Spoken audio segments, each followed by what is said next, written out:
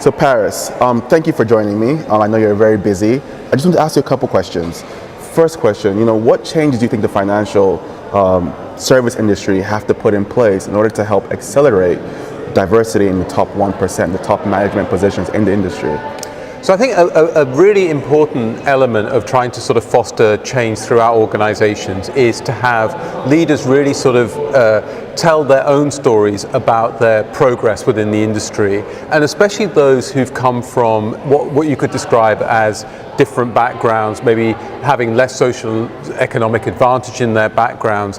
And you can't underestimate the impact that makes on organizations in terms of people throughout the organization seeing no ceiling to their progress within the business. The other element I would say is really around attraction and sort of how we sort of foster pathways into the industry for young people who might feel that this is an industry that's sort of unavailable or unattractive to them. What I really like about what Progress Together is doing is that they're looking at specific initiatives. So we do a lot of talking, we do a lot of research, but what we need to do more, I think, is experiment with different kinds of programs and initiatives which support individuals to progress. I think ultimately there just needs to be a really powerful commitment to make change. And the more that you talk about this at all levels, the more internal accountability exists. Constantly thinking about that and constantly challenging ourselves and not taking the easy path is the kind of key to this. What would you say is the most important challenge that Artemis is trying to tackle in order to help this improvement to get more diverse backgrounds within the financial service industries?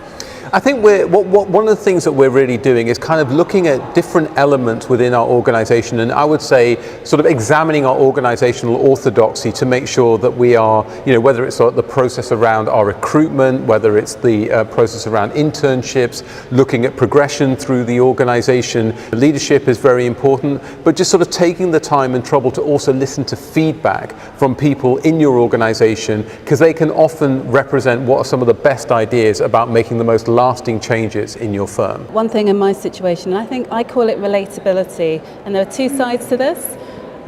So I consider quite deeply the extent to which people in my work environment can relate to me. If I go back long enough ago when I joined the workforce, there were very few people like me, and there were very few people that the people I worked with like me in their personal networks. And so it's completely understandable that they might find it not that easy to relate to me. But the flip side of that is, the same is probably true for me as well. So I take ownership of the fact that I am self-aware enough now to understand that there is more that I could do, as well as help my colleagues get over the fact that there's nothing to fear here. So relatability is really important, and it's a really interesting point, and it still prevails now. We need to start by collecting really good data and insights to inform our decisions. We need people at all levels holding us to account. So I think being on the board agenda, being on the executive team agenda, but actually being something that employees and future employees demand from you. They want to know about your organisation and what you stand for, not just in commercial terms, but what are your values, how do you create environments where people can develop and grow, and what does my future look like? So there's a lot of, due diligence that happens for people who are thinking about choosing you, and I guess we just need to have that in mind, that ultimately we are, one of many options for people, and we want to be the best option. If we're not where we need to be, or we would like to make more progress in particular areas, then I think being open to new ideas and open to new ways of working is really important. So the more people that you get that are passionate, the more chance you've got of making good changes happen.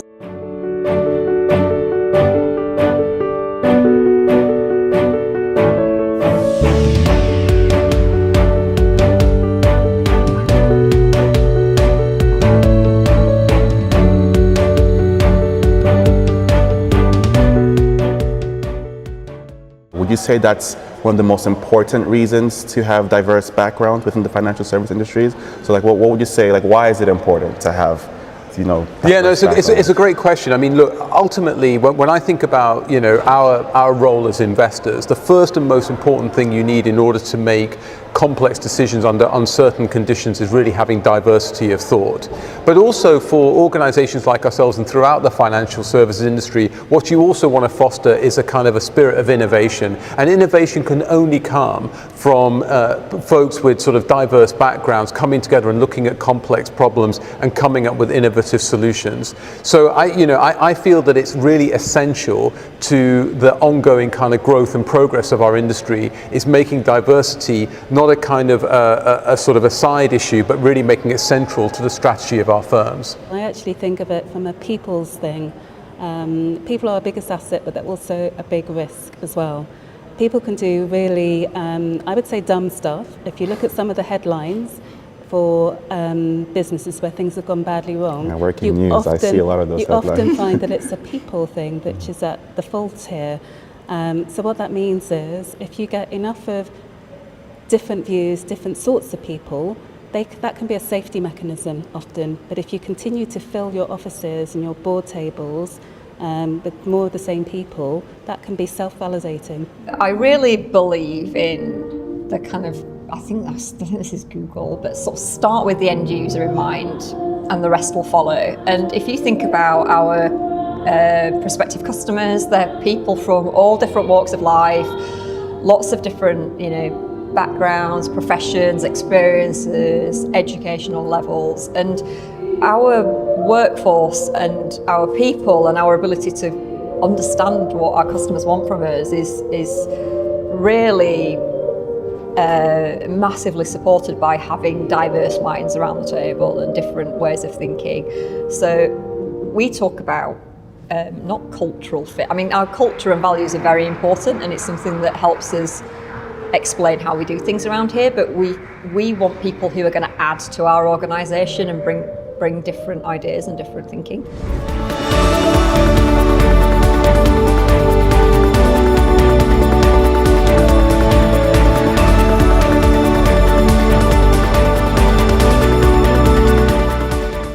So Andy, you just finished the fireside chat.